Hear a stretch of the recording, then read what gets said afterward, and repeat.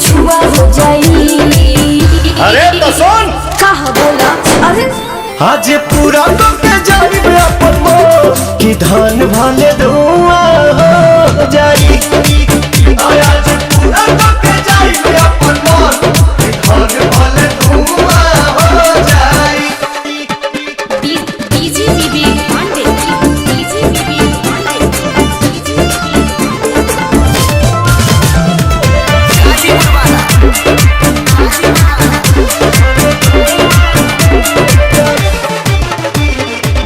ऐसे देखई पूजे हमारा ब्रिज के धान हम गीज के चोली के चीज के। अरे के बचो तुम्ही? अरे तोरी माँ हाल नाच देखी आइल बारो देख बैठ के। ढेर जनी बोला बाबू हम साइठ के।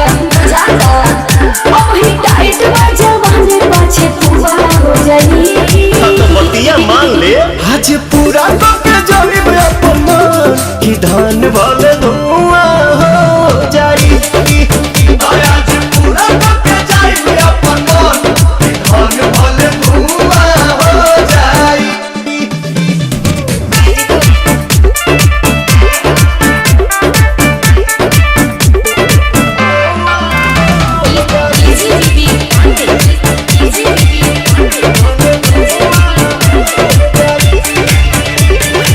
लागेलू फाइन साइन तोहरे तो पेज पा पवन के संगे मायनेज करा सेज पा। चल हो गे अरे छोड़ा, अरे छोड़ा ना।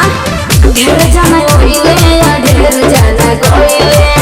अरुण बिहारी मन पूरा नहीं कइले। हमरा पीछे तिरंची बोला फुला हो जाई। आज पूरा करके जाई अपन मोर कि धान भाले धुआं हो जाई। आज पूरा